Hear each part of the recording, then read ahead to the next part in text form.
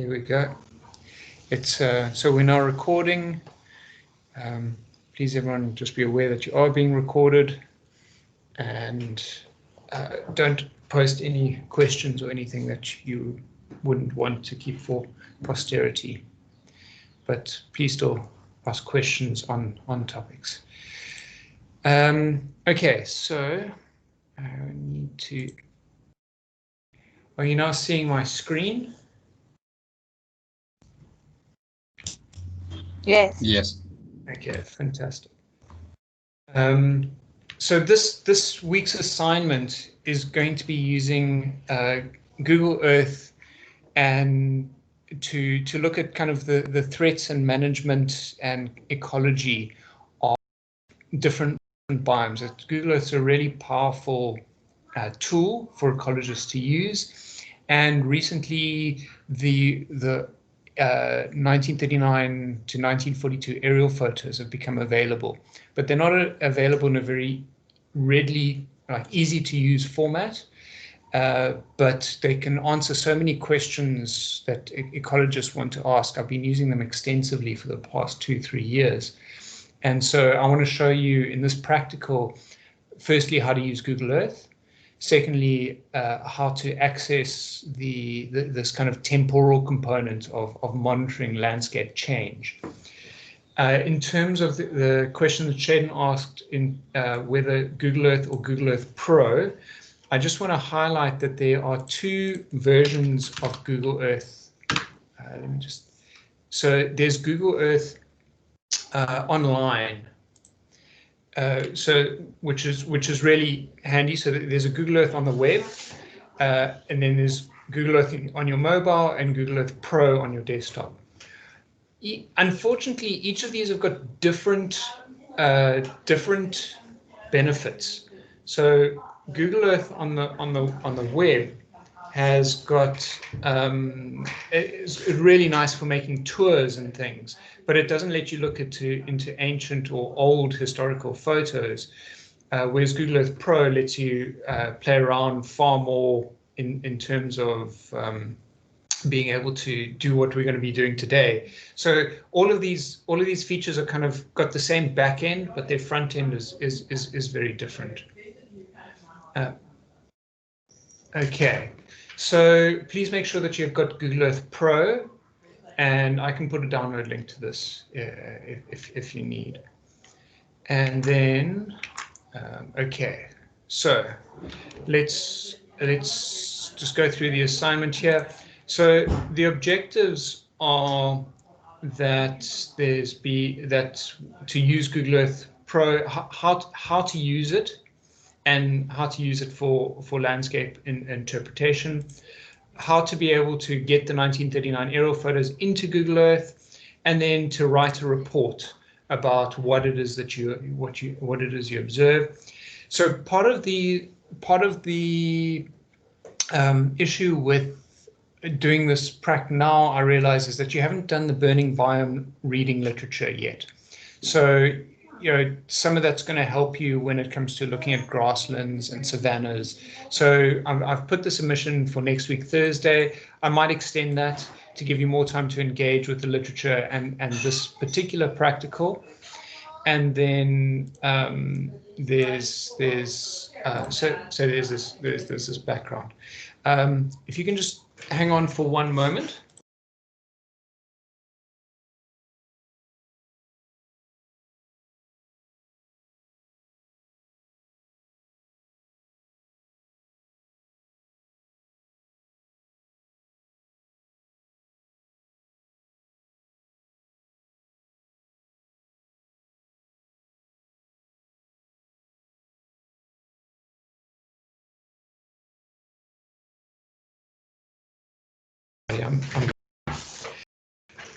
Okay, so can I just ask how much Google Earth exposure you've all had?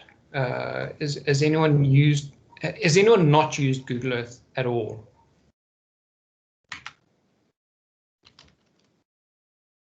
So you've all used Google Earth in some shape or form. What have you used it before? If anyone can just shout out.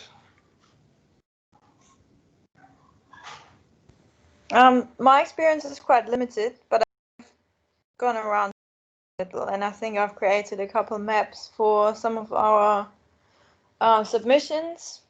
And then I think I went through it before and looked at like change in the landscape.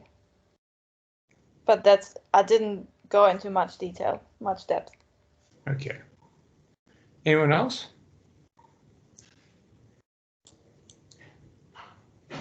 So it is useful for making. Yeah. Similar to what Marie said, I think we did something like that for your module last year. Yeah. Looking at the reserve. But it's a basic kind of just getting into the. Yeah, very, very basic. Just kind of using it. So this is now a little bit of an extension on that. So firstly, okay, so scrolling the scroll wheel, it's really handy to use a mouse when using Google Earth, because the scroll wheel is scrolling in, so I'm busy scrolling in and I'm scrolling out. So that's pretty, you know, navigating Google Earth without a mouse is super difficult. And then if we zoom in, so I'm zooming in, zooming in, zooming in. So what I'm doing now is I'm just going through some of the basic controls. If I'm now holding the Shift key and I'm clicking, left clicking, and I'm pulling downwards, and I can change my point of view. So based on that point, so I'm now scrolling the mouse around while I'm holding down. So that's with Shift, whereas Control does something slightly different. You need to play around with what Shift and Control does. So Shift focuses on a specific point and then zooms you around that point as you move the mouse and hold it down. Control keeps your point of view, like where you are in XYZ space. It keeps your point of view or your position constant, and then you can scroll around from there. So what can be quite frustrating is that, okay, so now you're in this and you've kind of looked at things in 3D. How then to return back to kind of that aerial view? So this is where the U button is very useful. You press U and you immediately go back into an overhead view. So pressing U is crucial. So I'll just show that again. So here I've kind of zoomed in, I've looked at this, but now I want to go back to the aerial view. So there's U. And then again, you might be a bit disorientated. Which way is north? So if you press the N button, that'll north you again. So if you've lost north, you can also just come up the top right and click N. You just click on that, and it'll go north. And I'm just trying to remember, there is somewhere that you can click to go back into. If we go up here and click there, no, no, I can't remember the. That's zooming in, that's zooming out. No, I just always just use U. So that's the thing, like to use the. I just use the keyboard because these buttons on the side here aren't all that intuitive. So that's the first useful thing. The other thing that I would suggest that you do is, usually the default for the elevation exaggeration is set to 0.01. And that kind of makes sense when it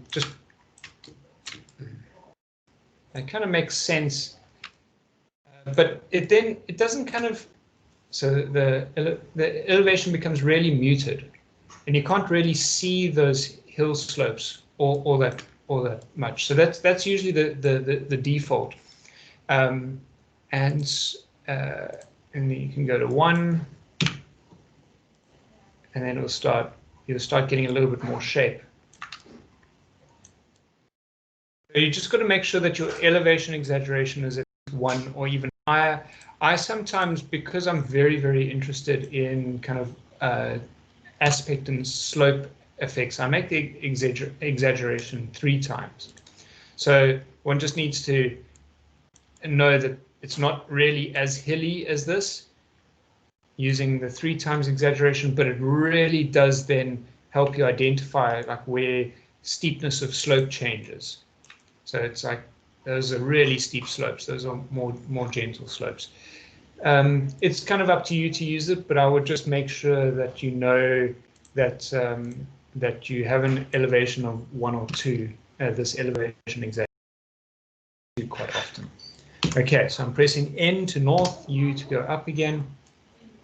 Then another component that's really handy is, let's go down and have a look at the citrus area here. So this is citrus and Aero, and let's come and have a look here, is to be able to go back in time. So this area up the top here, so Google Earth has been storing aerial imagery through time, and this is really handy to see how things have changed. So let's have a look at this landscape, and up the top here, as we go back to each time point, here we go. So now we're on the 16th of the 9th in 2020, but we can go back to what this looked like in 2004. Yeah, there we go. So that's what the landscape looked like in 2004. So whatever this clearing was that was done already in 2004, and it's still this barren patch in 2018. So I'm not sure why they cleared this, but it's definitely a man-made clearing. If you zoom in, you can actually see where the lines have been put in. If we go on to 2004, all of this is still there. So you can use this to go and look for changes. Let's go and have a look along this section here and see if there have been any changes. One thing I want to say is that you need to look at the bottom here in terms of where the image comes from. Maxar technologies is pretty good, but you'll sometimes see that the image changes. Let me see if I can find one that's so that's Maxar again. So here's NASA and Landsat and Copernicus. Oh, no, we drop back into it's improved because the Landsat images aren't as good as the Maxar images. So these are this is actually improved since the last time I looked at it. So 2004, all of this was cleared and planted up, and you can see how, oh, was this there? So this area here, that was all there in 2004. So we can see what areas have been planted and kind of recently changed. The one interesting thing is the kind of the stability around this biosphere might be of interest. There were lots of trees there, and there are still lots of trees here. So there hasn't been much change in this time period from 2004 to 2020. Okay, so that is a useful tool for coming and looking at change on the landscape in the last 20 years or so. One of the, what else do I want to show you here? No, I think that's fine. Oh, the street view. That's what I want to show you. What's also really handy is you can go into Street View from Google Earth. So do you see what I did there? I dragged this little person from the top there, and if you drag and hold it onto the landscape, these blue lines here, and you can then go, okay, well let's have a look what that looks like down there, and you can drop into the Street View. So this is a fantastic opportunity to be able to ground truth what you're seeing from the air. So is what we're looking at degraded thicket? Okay, that just took a while too. Yeah, so this is what this section looks like. There's a lot of barren ground, lots of open ground. It's looking pretty dry. On the slopes, there seems to be dense thicket, and as we get down into these bottom areas, these flatter areas, the thicket seems to thin out. Now, is that potentially because of over-browsing? Okay, and I was double-clicking there, and it kind of shoots you along and then needs to reload. Let's go. Sometimes you'll be in areas that you can't quite see what's going on. So let's have a look. So here, these flat areas here with a lot of open ground in between them, and then there seems to be more solid thicket on the slope. So let's exit the street view and have a look at that. And you see it exits and doesn't give me a great view of where I just was. So I press U and I press N. And so we were somewhere along here, and let's have a look at the slopes again. I'm zooming in. You can see what we were seeing on the ground there, more kind of thicket on the slopes and maybe less thicket on the base here. This might potentially be maybe a natural state for thicket here. So how do we really answer that? Because we don't know what this might have looked like 100 years ago. Is this over-browsing? Is this over-grazing? One of the useful ways is to go and look at fence line contrasts. Do you see that fence line contrast there? That's definitely solid. You know, that's definitely a more solid thicket type. That's probably about 70% cover. There's a fence line, and that suggests that there's been severe over-browsing here. But whether that would have naturally petered out because of, say, for example, frost down here into this area, we're not quite sure about. So let's then go and look at let's go and look at the ancient Aero photos. What I have done is, together with Kristen Hunt, we've compiled a kind of a step-by-step guide, and I'll share this with you after the practical, of how to get this imagery into Google Earth. So we're going to go to this portal, which is the Chief Directorate Surveys and Mapping, and we've got to wait a little while and agree, and this is the portal.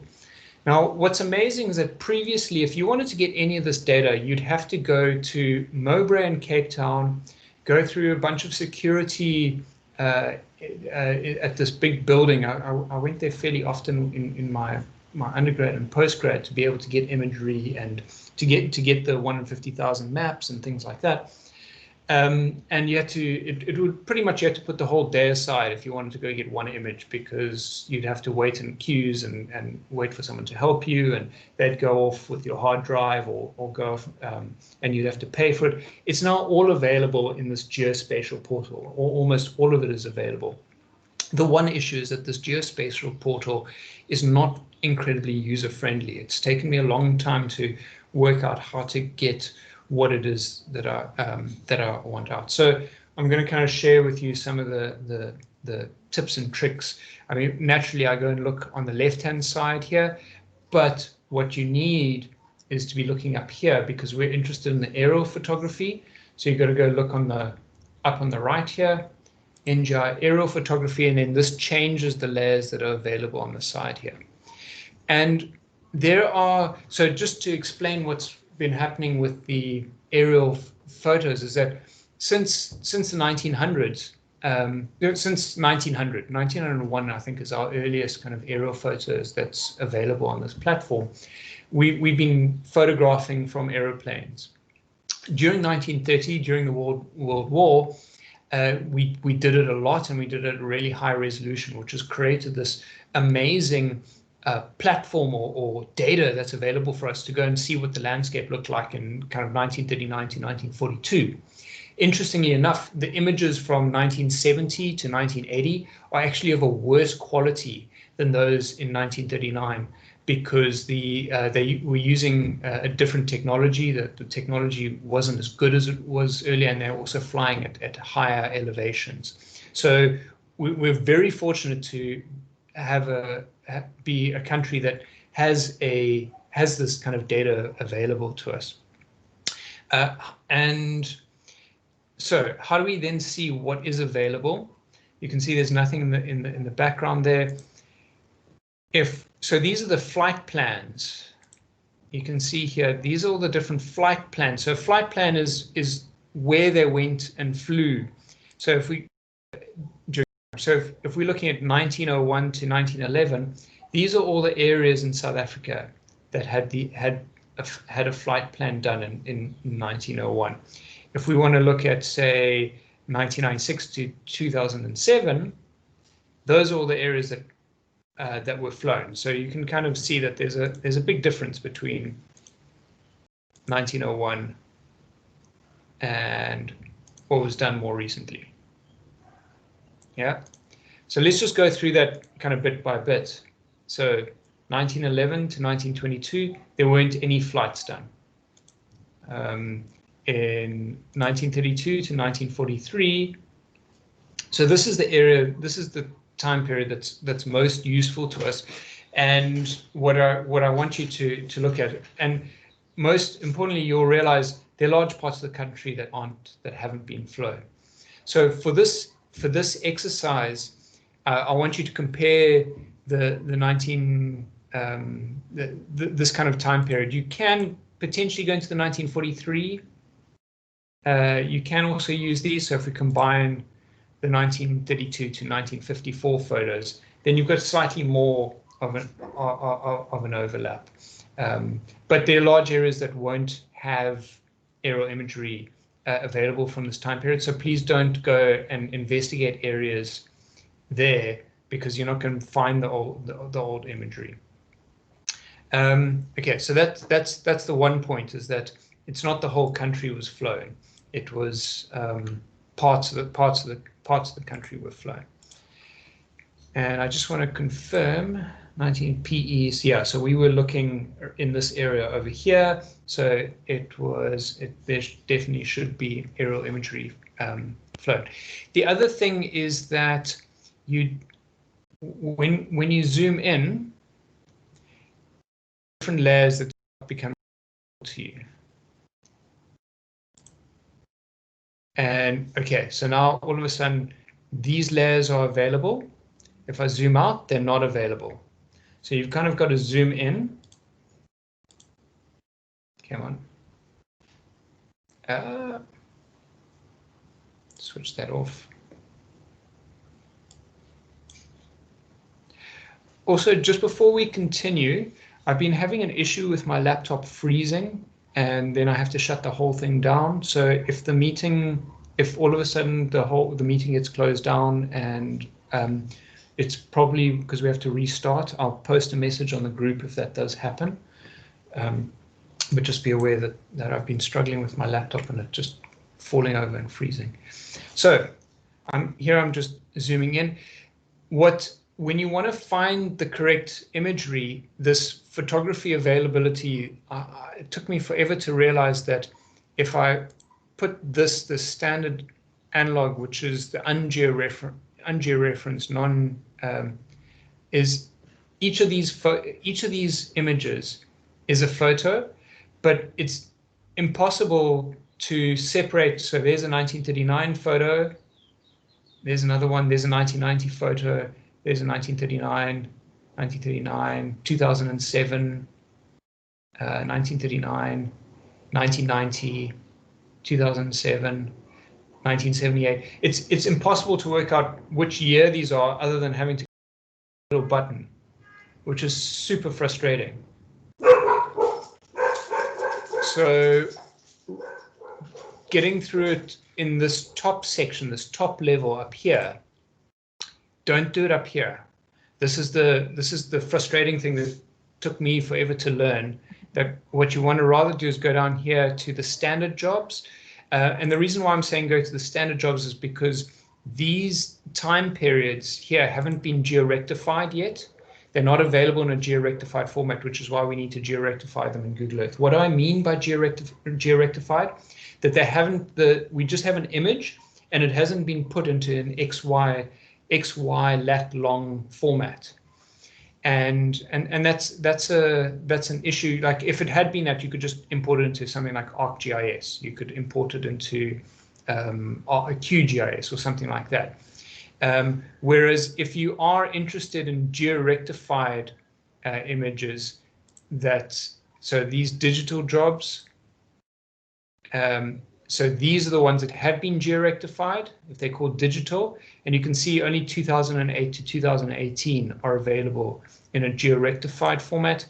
And I think these ones here, these images are also geo-rectified, the 498 jobs, but that needs to be confirmed. I generally, because the 69 to 95 photos of such poor quality, I generally don't use them.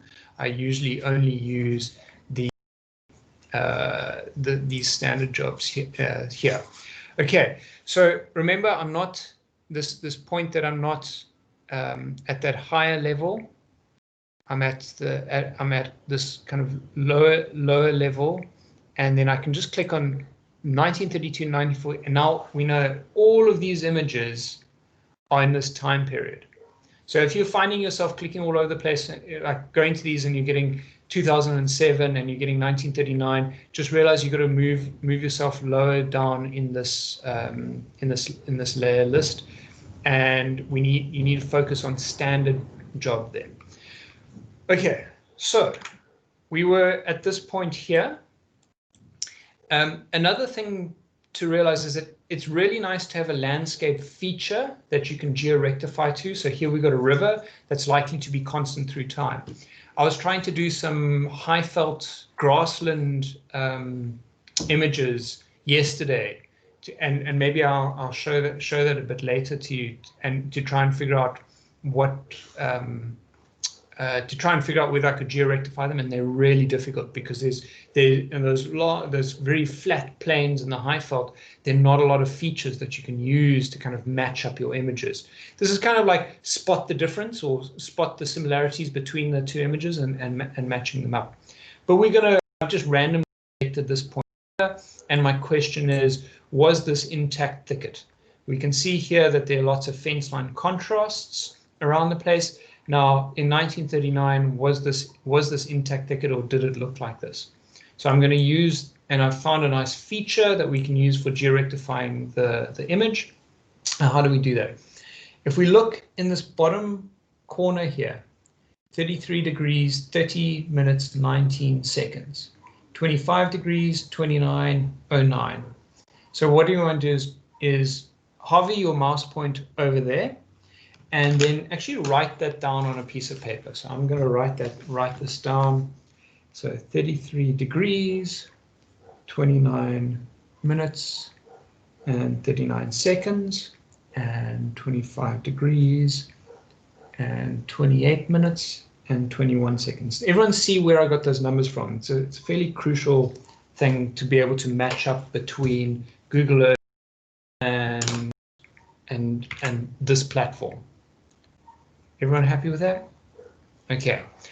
If we look in the bottom left corner here, we've got the degrees, minutes, seconds, and we've got so we've got, again, degrees, minutes, seconds, east and west. And what I effectively do is I look at what I've written here.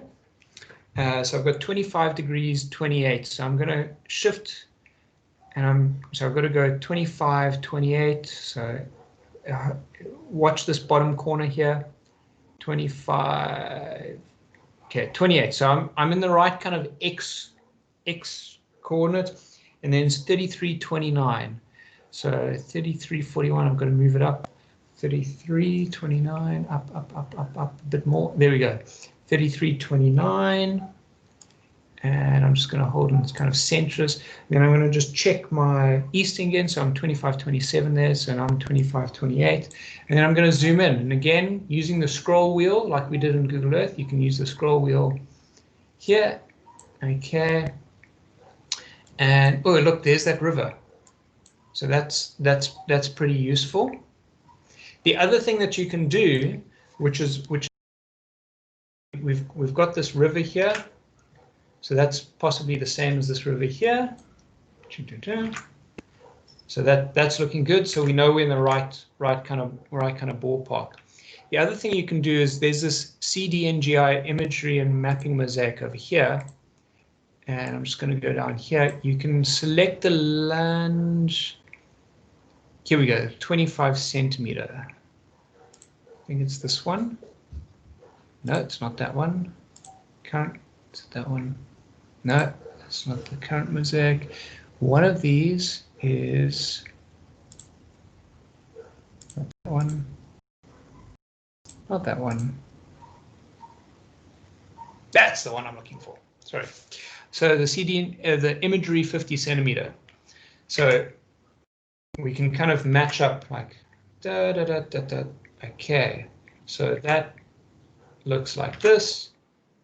And then we can know that, okay, which one are we going to take? Remember that these images have been taken, so there's a lot of overlap between them, but this is the kind of center point of each image. And we're interested in, say, maybe this area here. So let's take this image. I'm going to click on that point, double click on it. Takes a little while to load. Then it gives you information about that point. Now the crucial thing is this photo link over here. So I'm going to open this and it opens up in a new tab. And here's the image. Now, one of the things that might have happened is that you do get some images that are post, and they're just not great images. So what you can then do is just go, okay, I clicked on that one. Let's just have a look at what this one looks like. And so you can just look at the images around it. Okay, let's compare these two. So this is this area here. That's that area there. Do you see that this is kind of more overexposed in comparison to this? This has got a better contrast between these two images. This isn't bad. I've seen way worse, but I think I'm going to go with this image now. This looks a bit better. So I'm going to save the image. So I've got a place where I put all my care.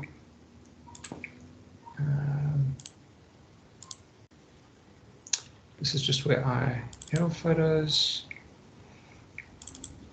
Okay, so I save all my images in here. So I'm just taking into a folder. I keep the original image name from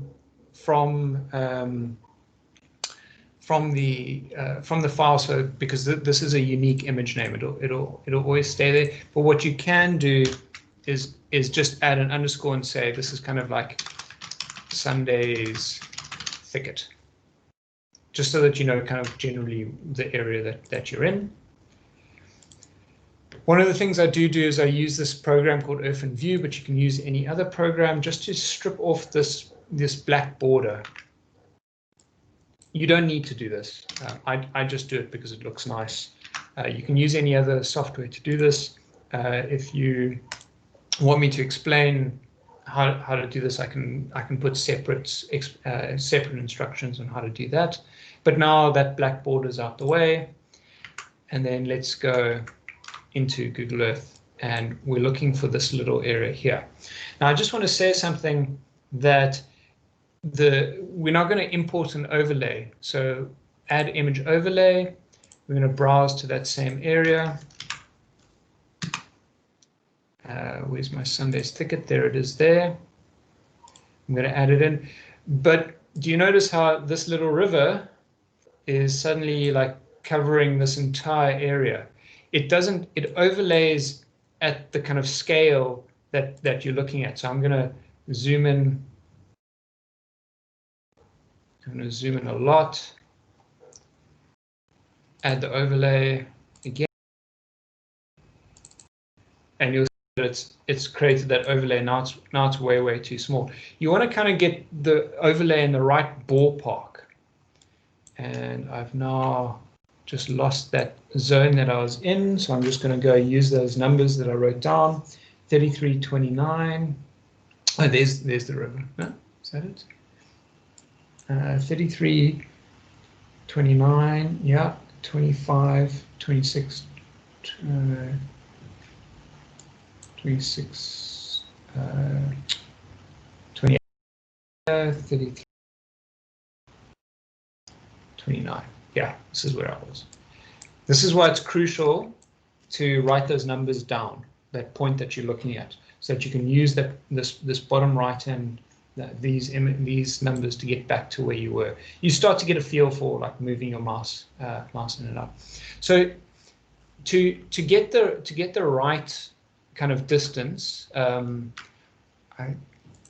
think Kristen came up with a nice way of doing it. Where here we go. She would say, go back into Google Earth, use the ruler bar to measure out 3 to 5 kilometers, which is generally the length of the photographs. So you want to make sure that your screen covers about 3 to 5 kilometers. So I'm going, okay, so that's about 5 kilometers. So I'm just going to zoom in there to what's 5 kilometers. Great. So now I know that I'm at the right scale. I'm not at this scale, and then the overlay would be this giant area, and I'm not at this scale, in which case the overlay would be, cover far too small an area. I've put a 5 kilometer line there using the ruler, and I'm zooming in. Okay. So now I know I'm at the right kind of scale. I then go add the overlay, Sunday's thicket. Okay, and now comes the kind of trick to this, is this going clear to opaque. And you kind of take it away, add it in, take it away, add it in, and then you try and match up. Okay, there's that point there, is this point over there. That point over there is that point over there. So I'm going to kind of put it, let's shift this a little bit, and I'm shifting it slowly. Okay, so that kind of matches up over there, and okay, and then I'm going to kind of shift this a little bit like that. That means that this top point is shifted a little bit. I'm going to move this a little bit that way, and you try not to distort the image. The way that I've just distorted the image there isn't great. It shouldn't end up like this. There's no way that you can see that this image is now distorted. It shouldn't be that extreme. It should be a little bit more like this. Okay, let's go and have a look here. What's going on? Yeah, it's starting to look pretty. Oh, no, this bottom corner is out. Rivers generally don't move around all that much, so this needs to shift a little bit more this way. This needs to come down a little bit more. If you need to rotate it a little bit, you use this section over here. Let's kind of move this. Who of you have done geography and GIS and geography? Because you're probably looking at this and going, well, why am I not doing proper QGIS georectification? Is anyone thinking that? Yes. Have you done georectification in geography? We have, and it's pretty complicated. And it's pretty complicated. And one of the biggest issues why we don't do the so this is just a quick and ready georectification, and it's for a qualitative assessment. I want you to be able to go from like, I'm interested in this landscape, to how long did it take me to do this now? Maybe 5 minutes, and I'm done. Proper georectification would take you 45 minutes per image, whereas this can take you about, it takes you about 5 minutes. The other issue is that the software that like QGIS and ArcGIS that does the georectification, but on the export and import into Google Earth, it loses quality. And it's one of my biggest frustrations that I can't figure out how to do the like really good georectification and then have it available in Google Earth. So yeah, so I'm pretty much this is the way that I do it. And then I'm not using these for analyses. If you wanted to do proper scientific analyses on these, you would need to do proper georectification. But for our purposes, this is fine. So I've been using this river the whole time, but maybe we want to look and see if there's something else that we want to be using as a point to looking anywhere. Could you not use look. the road? Yeah, well, do you see this fence line down here? I think that's the same fence line. And it's also saying that this image is slightly tilted. There we go. And then that's helping me sort out the river. I was struggling with the river for a little bit. Now the river's looking a bit, the river's looking much better. Because I used that fence line there, and then there's another fence line going up here. There it is there. So that's actually the merge point. You start getting much better at this. I'm just doing it. So there's that corner. Let's shift this corner down a little bit. We need to shift it again, just slightly this way. Shift this up there. Shift this up there. So the frustrating thing with this is that one little change in one part, we then create a change in another part. Okay, so now we got to go and look up here. Does this still match up? Let's have a look at this kind of corner up there.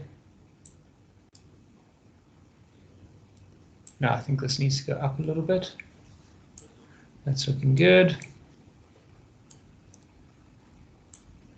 And then this is about as good as you're going to get. You could spend another 20 minutes trying to really, get it to. Do you see when I switch it on and off? Let me switch this off and go.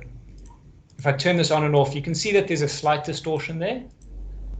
But in terms of the question that we're asking a very qualitative question. We can answer this qualitative question of what has happened in this landscape. So remember, we were traveling along this road and we were thinking, okay, what does this landscape look like? Is this degraded or is this in a natural state? Let me just zoom in there again. Is it assumed that the 1939 images are natural state? Always. They're in a far more natural state than they are today, so they can provide us with some information, but there are some 1939 aerial photos that have got clear fence line contrasts. So the fence line, the over-browsing had already happened by 1939. So, this kind of this kind of landscape here, to my mind, I need to go and walk around in here. This is pretty good to be able to do this, but I'm kind of 50-50 in terms of, was this a dense thicket, or was this naturally like this because we'd have frost pooling on these lowland areas here, and that would kind of remove the spec boom a little bit or thin the spec boom out so you wouldn't have all that much dense thicket. So, if I was driving along here, I wouldn't be quite sure what to say about this landscape. So, but when we exit Street View, so I've exited, I'm pressing U, I'm pressing N, and then it's thrown me out at a very odd place. There, I want to be down here. This section that we were just looking at, was a dense thicket. Well, we go and look at the 1939 photos, you can see the difference in color there. That would have, it was dense thicket, definitely was dense thicket, and that it's been eaten. It's been eaten out. Let's see what so there's a biosphere, and So let's have a look what that area looks like now. There's this area here. So this could have been natural. I don't think so, because there's a water point there. But in 1939, we can't tell the difference. We don't know whether was this naturally like this, and then it stayed like that, you know, kind of treeless. But this section here, we can say something about. You see how it's been thinned out? That's solid thicket. That when you see that black like that, or that kind of like continuous gray, that is a solid canopy cover, and that's what it looks like today. What I will do is let's see if I can just do a grayscale so you can just see what the difference looks like today. That's about on the Google Earth image. Is there a reason you're not using the current date? Oh yeah, I can. No, it was just a hangover from. Let me turn that off. Yeah, so that's what it looks like today. So it's not that different. So that's what the grayscale looks like of today. And I'm just going to turn this back on, and we can just compare them next to each other. You can see that kind of solid there, solid here. You can see this imagery is not. There's a little bit of blurriness there, but you can use that solid gray to realize that was solid thicket and that this has been thinned out over there if you compare these two. So that helps us assess if we now, and I'm using this imagery. I recently went on a field trip where we're deciding where to plant to restore speckworm, and when we walked in landscapes like these, I was like, I'm 50-50. I can't tell you whether this was solid thicket or not. We come and look at the 1939 Aerophotos and we go like, well, it was definitely solid thicket, and we can then target this whole area here for restoration if we can get the farmers to agree. The other thing I would suggest is that you label it. If you ever need to get back into this, so anything that you need to edit again, you right click and you go to properties, and that gives you the ability to shift it around, and we could then say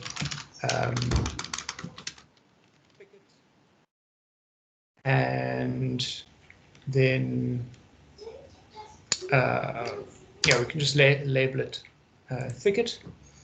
And so I just want to minimize all of these things. So what you can do is you can create folders in, I think I've put this in the wrong, where is this? Oh, it's down the bottom here. So in the My Places, you can go add folder, and you can bot v312 practical. So I've created a new folder. We can drag this into there. We can add another folder so that each site, so we can say thicket, and we create that, and then we drag this in here. And then you can add a place mark and say thicket site. And remember, once, if you can see this properties window, you can move things around and you're in the editing. So we can say, and you can make a comment, thicket number 1. And we say this area was solid thicket in 1939 and is now okay. And then when you click on this, that message comes up. So you can go around making calls in terms of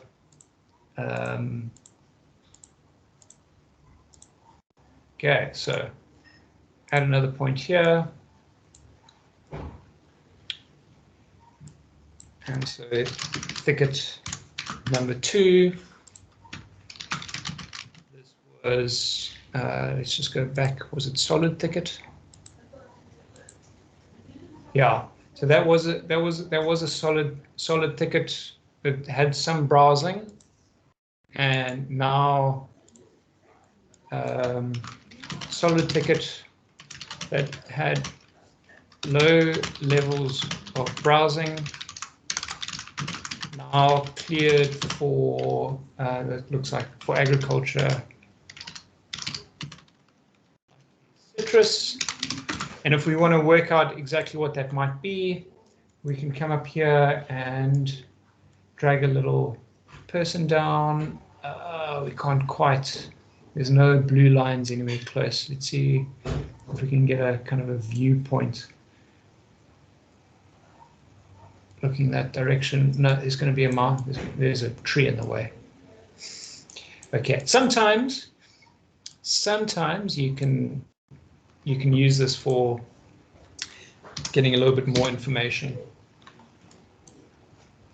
And the other thing is that if for example, you get disorientated and you end up somewhere over here, you can go through and double click on your point and it'll take you back to where you were.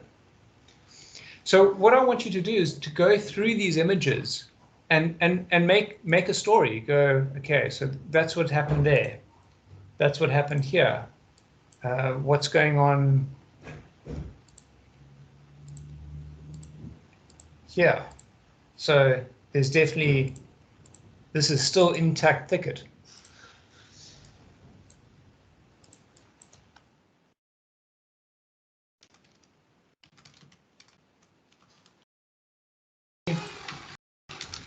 Still intact thicket, but now neighboring, that's definitely citrus. Now neighboring agriculture. Citrus. And if you wanted to, what one could do is look at this image and you could plot out the citrus using a polyline. No, not a path. I want a polygon. There we go. You could just do a quick plotting of what is now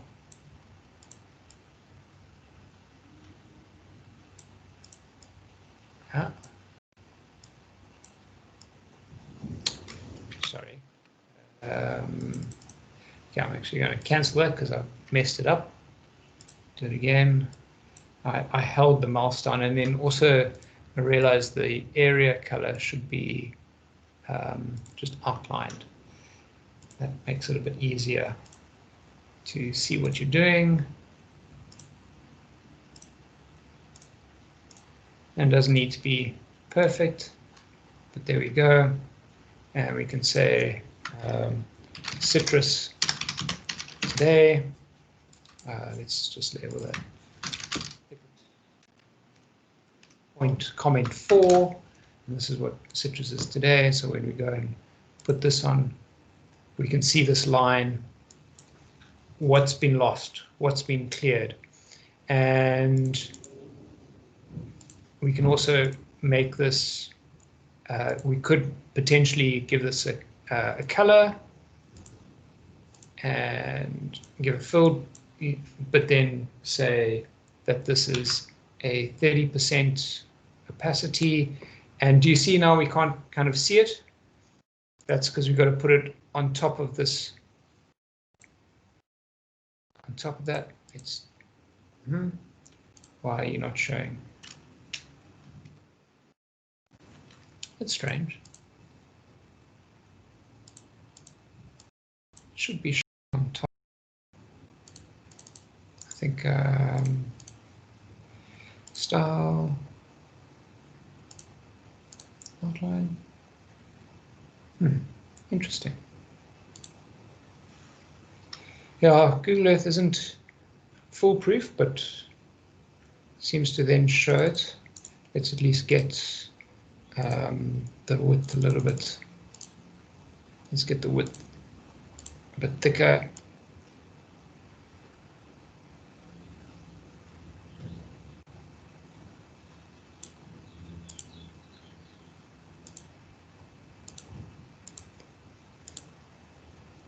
Okay, and you can see that when I was clicking around here, obviously, man, I did an extra click there that shouldn't have happened. There we go. So now you can look at the 1939 photo and go, oh, look at what's been lost.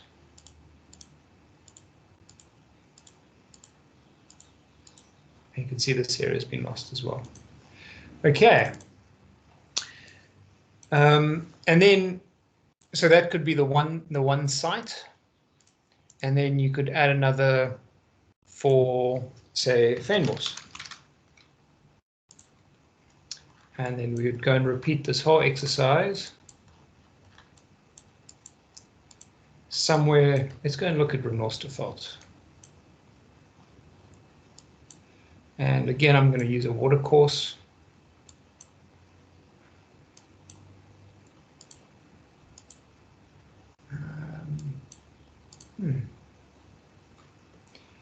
Let's use this watercourse to see, let's see what this landscape looked like in 1939.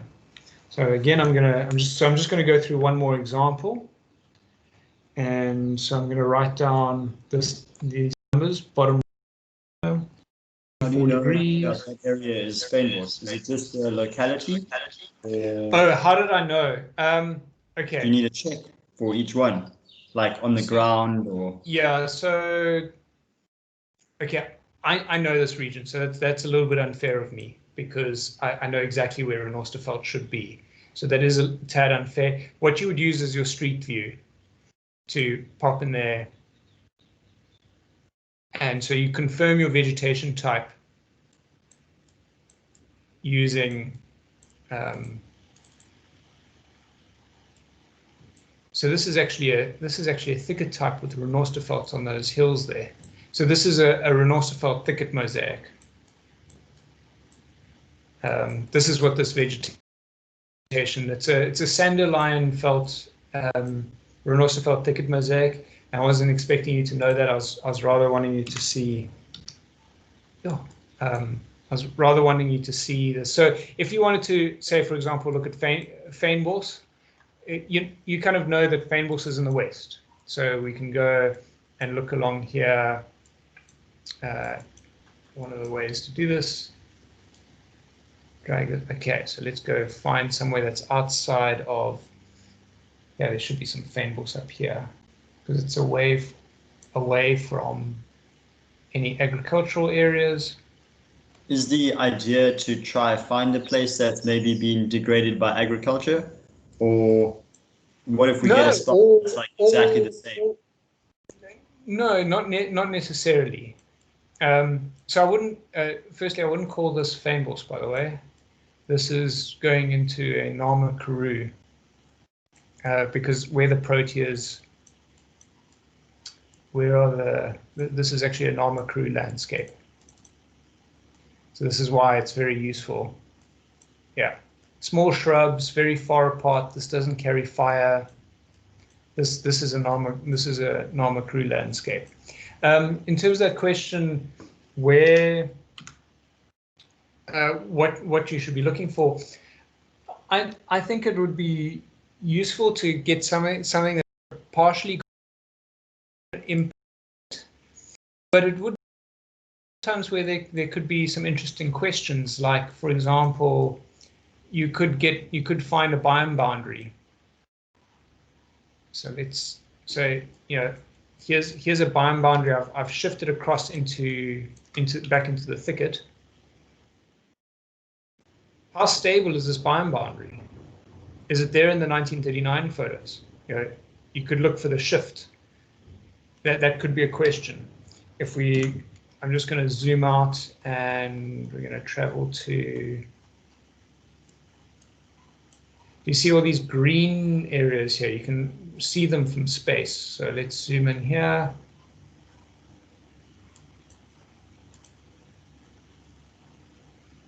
What are these? Are these plantations? It's a very Is kind that of homogeneous forest? looking color. I Oh, know look that. at that. Is Wow. it forest or are there plantations that we're seeing from the air? Look, so there it was in 2018. There it is in 2020. When you get like a homogeneous single color like this, it's usually plantations. And then especially when they get cleared like that. So what was this landscape? Was this forest beforehand and then they've cleared it and put in plantations, or was it grassland beforehand? So we could go and look at the 1939 aerial photos of this area. I mean, if all of this is forestry and none of it's indigenous, I mean, it's quite amazing that we've created forests that are kind of visible from space. Dr. Potts, you said we've got to And do one for each of the biomes. yeah, But now look at that. So it's that entire region. Do we take, let's say it was naturally grassland in the past. Do we base the biome on the 1943 or whatever image, or do we base it on what we're currently seeing? Yeah, what it was. Yeah. So what it was previously, what this should be. So this is quite a fascinating image. Remember, in Street View, you can also use the scroll wheel. You should be able to use the scroll wheel. Okay, not on this image. On other images, you can use the scroll wheel and zoom in. This one's not letting me do it. But these are all tiny little, those are all tiny firs, it looks like, pines that have been planted there. So this is obviously when they've cleared it. You can see in the background there. So you go on. So this would be like, what did this look like in 1939? So that Street View image was obviously taken a little bit more. It's been driven more recently. Oh no, maybe it must be a bit older. When did they clear this? Do you see how it's blurry? And remember I said about about the Landsat and Copernicus? That's really that's not a loading issue. It's really poor imagery. So you want to get to, you don't want the Landsat imagery. You don't want to, I think the NASA imagery should be much better. Come on, please load.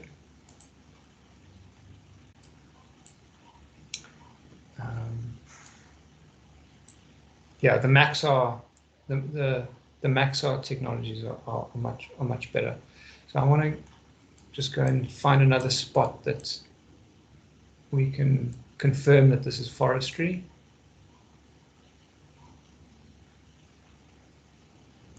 Yeah, there you go. So those are all pines in this landscape.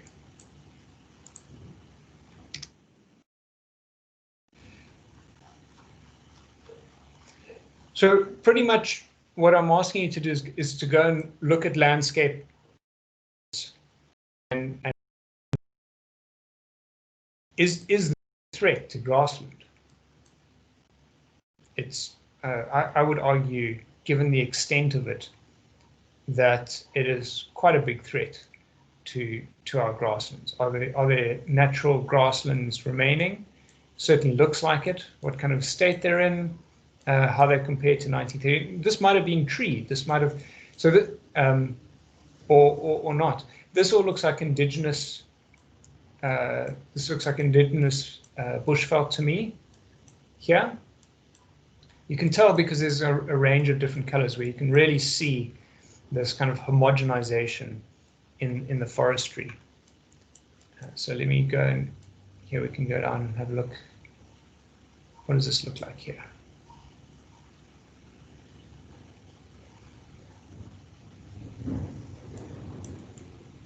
So this is your savanna bushveld. This is definitely indigenous growing up there. You got your combretums, your acacias.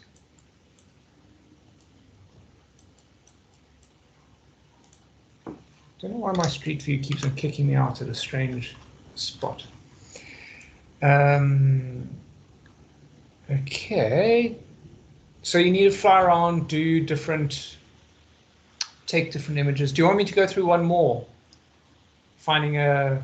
Doing the georectification again?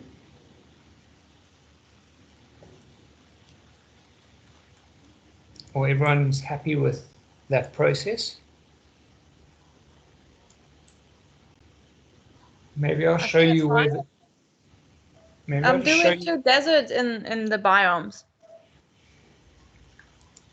Let's see if you can firstly. So let's go up here. And I want to just turn it off. And we want to look at, see this is grayed out here. It doesn't tell you, there we go. Now we zoom in. Oh, session resuming. I was obviously out of it for a while. Okay. So there are some images for the 1939. You can look at the Richter's fault. I don't know whether this will be true desert or Nama Karoo. Let's go and have a look. Yeah, this is looking desert. Yeah, this is looking quite deserty. So yeah, you can go and have a look at what changes you can see. So that would be an interesting thing to go, how useful is this tool for something like Nama Karoo, where you've got shrubs, which are very small in the imagery, versus somewhere where you've got like grasslands versus trees, and you can see the differences. You can see the differences there. So you can think about that and explore that. So I do want you to do desert so that you get experience with regards to the range of landscape features, what you can and can't see on these images. Like this would be really fascinating to see how this compares. I just want to remind you that there's this adding in this 50 centimeter underneath is really helpful, because you can zoom in. So you can kind of do what you're doing in Google Earth already, but you can't do the you can't do the kind of fly around and the exports, but you can just, there's the 50 centimeter. Why does that point? There we go. We can look at this point. Open this feature. I'm now opening it there, and so then kind of scale this up so that you kind of see the same image that you see here. So there's that image there. There's that mountain or rock formation. There's another rock formation there. So I think it's that rock formation, maybe that rock formation. You can see there's a bit of the photo was actually taken in this line, so this is kind of tilted a little bit, and we can look for, are there differences in this photo. I'm just going to zoom in here. So there's a river line. There's the river line. They certainly look like there are more trees along this river line than there were in 1939. Are there more trees in this desert landscape? At least along the river line. So you can do a kind of a rough comparison, but you can see that it's tilted. It's not perfect, and then you can export this to Google Earth. Then the next thing is, so you're going to create a range of kind of pseudo georeferenced images. You're going to go and create those points with comments on them, and then you save the whole lot, save place as a KMZ. That'll pack all of the images, all of your points, everything that's in that folder. It will pack that into a KMZ, and that's what you need to submit. So if I save this now in my desktop temp, just save it, and there it is. I can open it, and it's put into my temporary folders, and I can open it. So I'm going to go and have a look at all the images that you find, and the comments that you put in. But not only that, I want you to be able to share your findings. So again, I want to be able to do a PowerPoint. That's PowerPoints. Okay. Again, I want you to create a PowerPoint. How do we do this? Remember, you can save image, and you get this box that'll pop up. You can switch off the title. The legend is useful to keep the scale in the bottom there, and the compass as well. And then you can switch things on and off. So I'm going to turn this off in temporary places. I'm going to be working this here. And you can turn off these comments, or you can keep them in. And the resolution, you probably want to have it at, I think it's the 1280 by 720. Either 1280 or 720 or 920 by 180. Save image. So I'm going to say thicket image 1. Save. Then I'm going to insert image.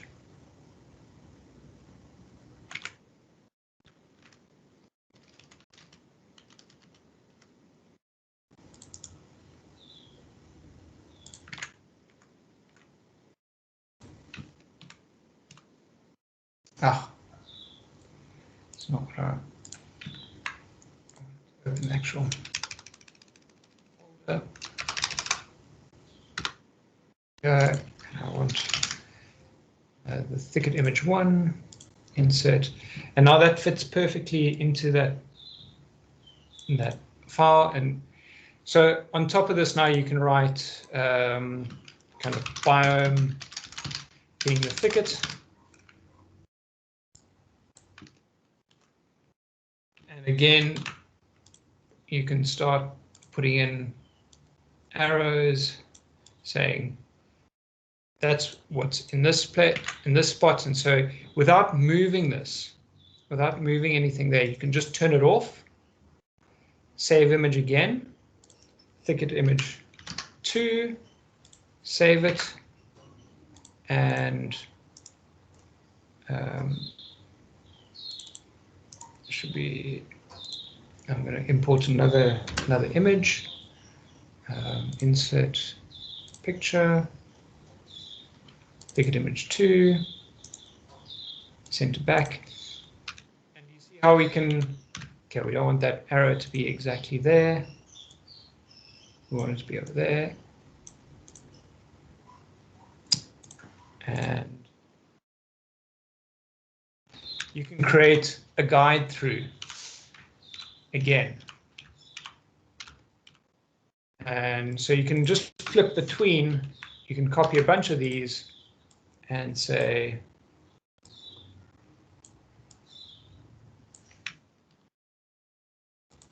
so you can say intact thicket previously, still intact thicket. New agriculture,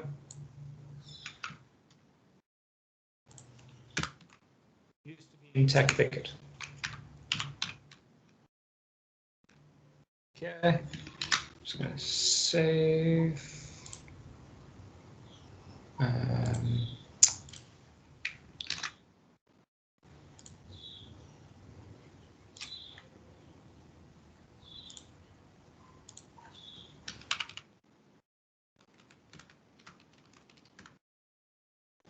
And the other thing you can do is put in a description. Solid thicket. You know that description that you put into the that point in your KMZ. Yeah, so this point there, you can just copy and paste that. Put it in here, put this down below here. Let's just make it stand out nicely. Paste that there, paste it there. And then that lets us flip through these. So maybe if for each site you try to find maybe three to five things, even where things have remained stable. You can say this was a grassland in 1939 and it's a grassland today, and there hasn't been any change, or there has been quite substantial change. This area over here would be worth pointing out what's happened to it. Yeah. I've got a question about biomes like fynbos and grassland, where there might have been a fire in 19 whenever. I mean, I know fire will probably be quite visible from an aerial photo, but it might also kind of skew our interpretation, because we'll be going, well, there was a fire that just happened here. We can't exactly see how biome boundaries might have shifted, or how prominence of fynbos. Do you get where I'm going with this? Yeah, no, definitely. Very good point. So let's go. I know that there was a fire.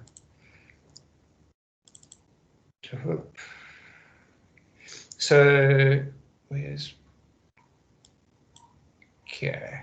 So along this, I was reviewing a paper recently where they did a whole bunch of transects along this road, looking for invasion. And one of the things that they didn't do was take fire history into account. So the first thing I did was I looked at Google Earth, and I was like, oh, what's going on here? Okay, I need to just turn this off so I can get back to this. No, I don't think there is a street view for this. Yeah, don't be fooled by. So this is not a true street view. This is just Google Earth trying to create a street view. That's not.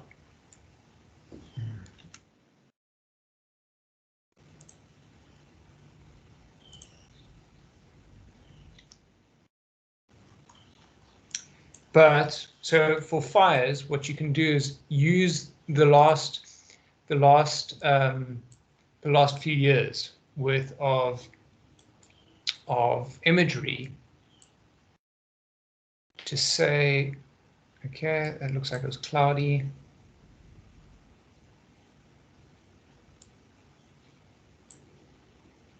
Or you can look for comparisons. This isn't loading. I know there's imagery here and it's not loading. Let me turn this off, turn it back on.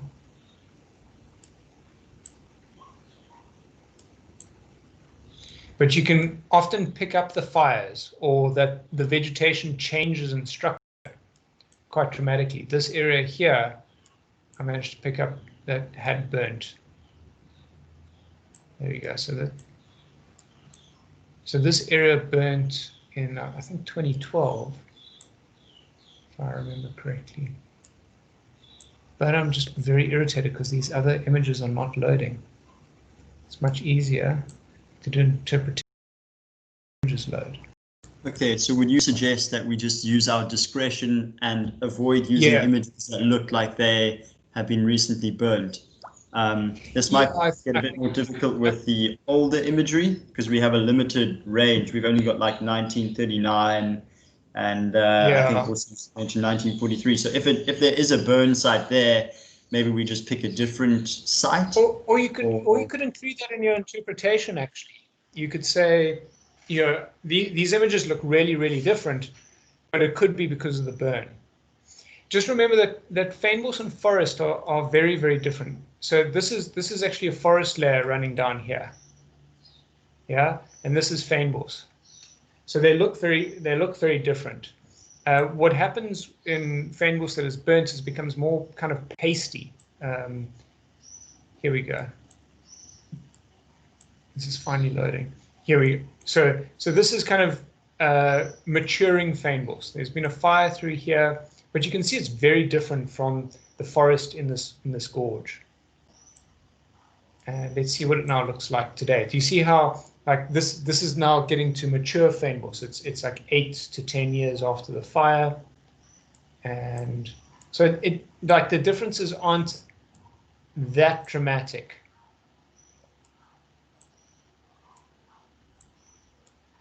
in terms of with the within Fynbos differences versus the Fynbos versus forest differences, if that makes sense. There we go. So I think this was before the fire. So that's what the mature Fynbos looked like before the fire. You can see there's a big difference there. I have another question, not be a very clever one, but does the biomes that we pick have to be in their like classified biome region? So you mentioned that this little river forest section is forest, but it isn't really in the typical forest biome area. Could we use that as an example, or would you rather we use one that's in KZN? No. Fantastic question, because if we're in PE, where's that site that we looked at in your second year? But there, that's Moffat there, that's the retail park, yeah. So I don't know if you remember, but this was grassland. This was Fynbos on this kind of side. This has been burnt here. So if you look at, so you could look at, you could look at thicket, you could look at grassland. How's this changed? There was an invasion. I actually haven't looked at the 1940 photos for this, but so if you find something that clearly looks like grassland but it's out of context, that's a fascinating thing to go and look at. So you can't quite see it from here. Let's see if I can get that's Fynbos up there. I don't know if you remember walking the site in second year, but like large portions of that were very, very grassy. So yeah, and that's within PE. Don't know why when I get out of Street View, it throws me miles away. Normally doesn't do that. Yeah, so if you find any interesting biomes anywhere, I want you to go across the landscape and look for interesting patches. I mean, if we do go and look at places that have some history with landscape that you kind of know what it looks like, and then also go and look at areas far away that you're unfamiliar with. Okay, so we've got, so your submission for this prac will be the KMZ, and it will again be the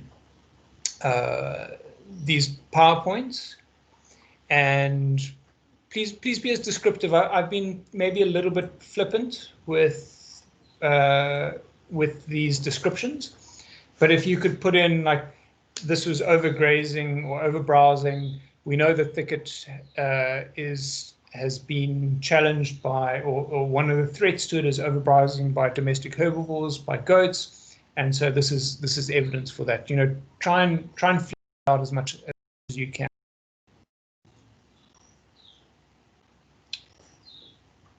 And so you will submit this, the PowerPoint and the KMZ, and then I'm going to try and reduce the imagery and load it up onto perusal for everyone to go through, and then there'll be commentary again.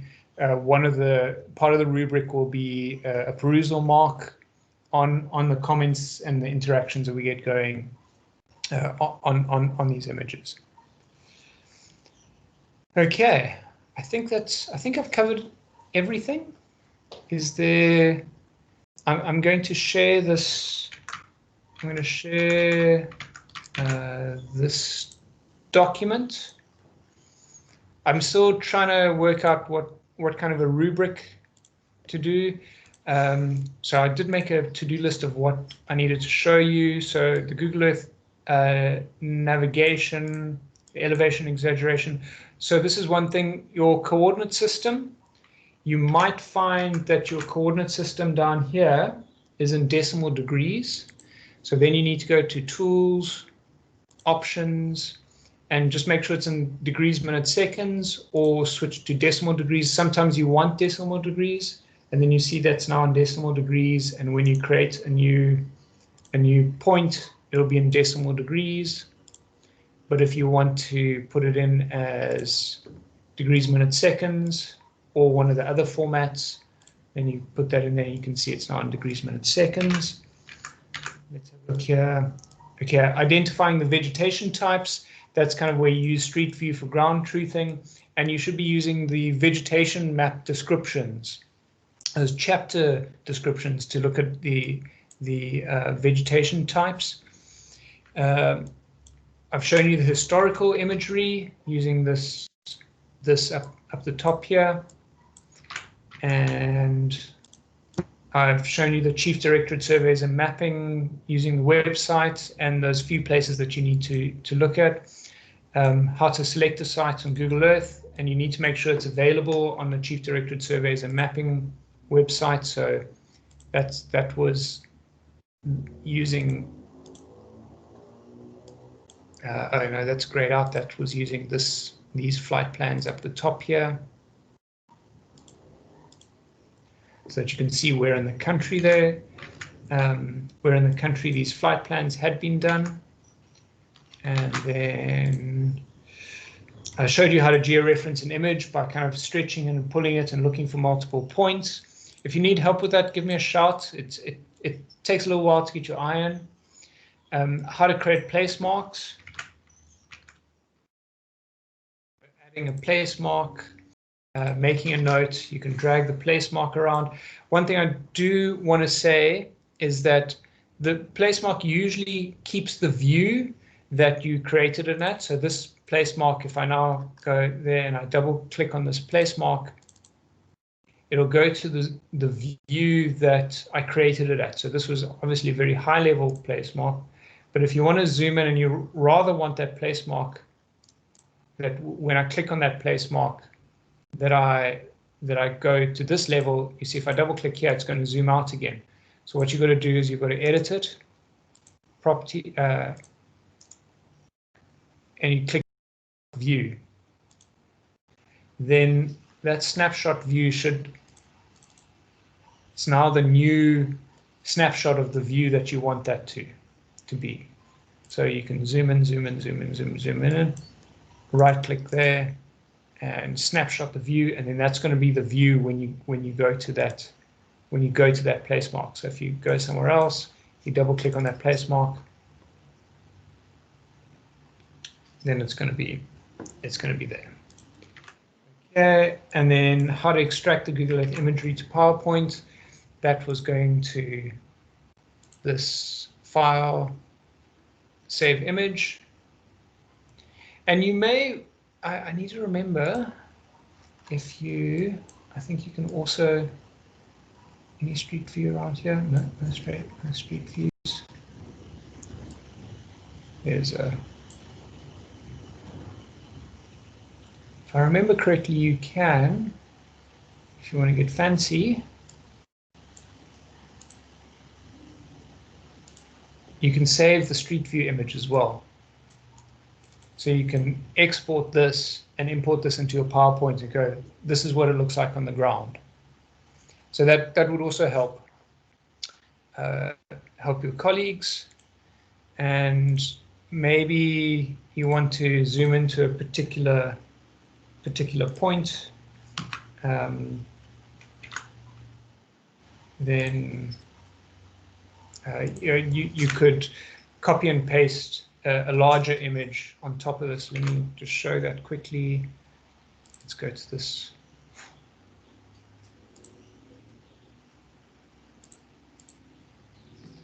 Say you want to really zoom in and show what's happened there.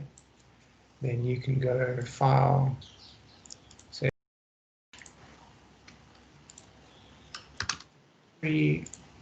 and switch that off. Save image,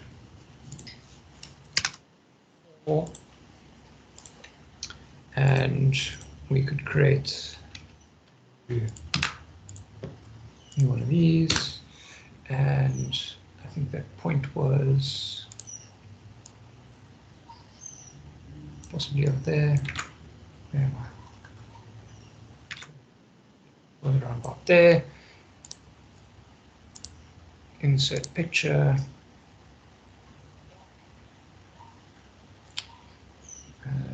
Thicket 3.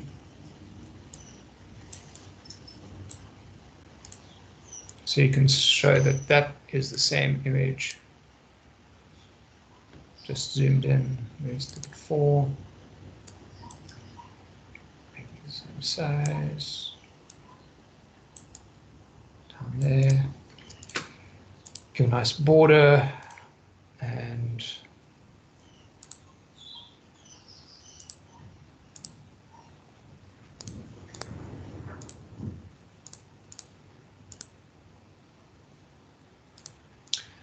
so you can, if there's something to show on the landscape like this, that say there'd been a change, you could do something like this.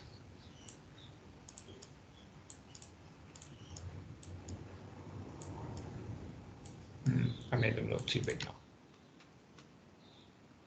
Yeah, it's a little bit better. Yeah.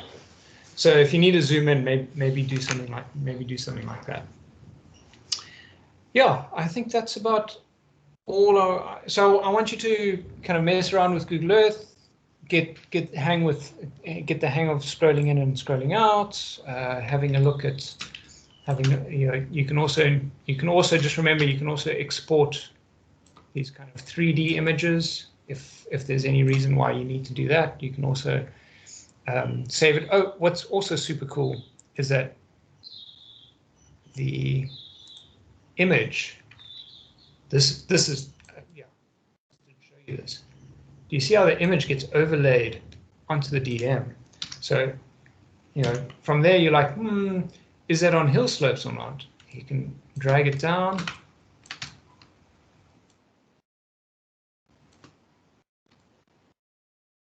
And you can really, this is why I actually like doing the ortho rectification or putting it into Google Earth, because you get to see the 1939 Aerophotos with a digital elevation model underneath.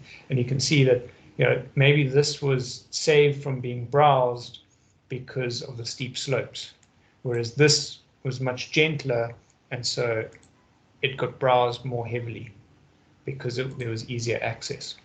Something like that.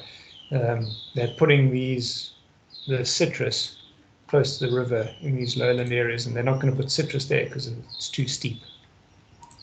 Something like that. Okay.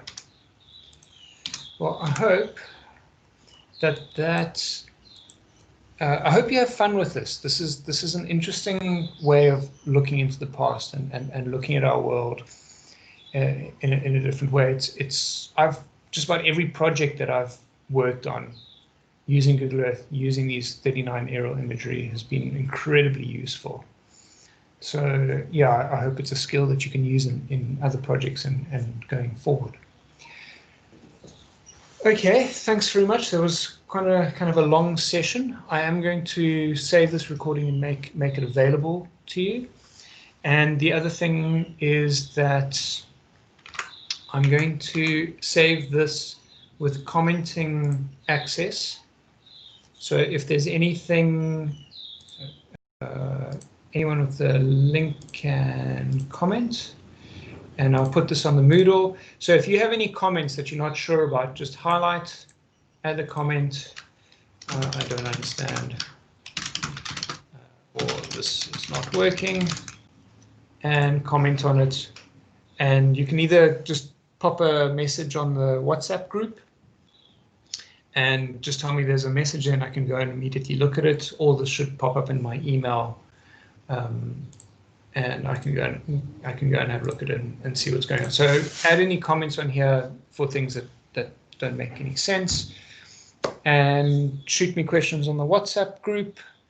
And I can also, if you are kind of struggling with interpreting landscapes, we can do a Teams meetup, and you can show me over Teams what's going on. I'm quite keen to see your engagement with it, so I'm quite happy to do that and help you interpret landscapes. And yeah, it's due next week. On Thursday, I might extend that so that you've got more time to engage with the burning biome section.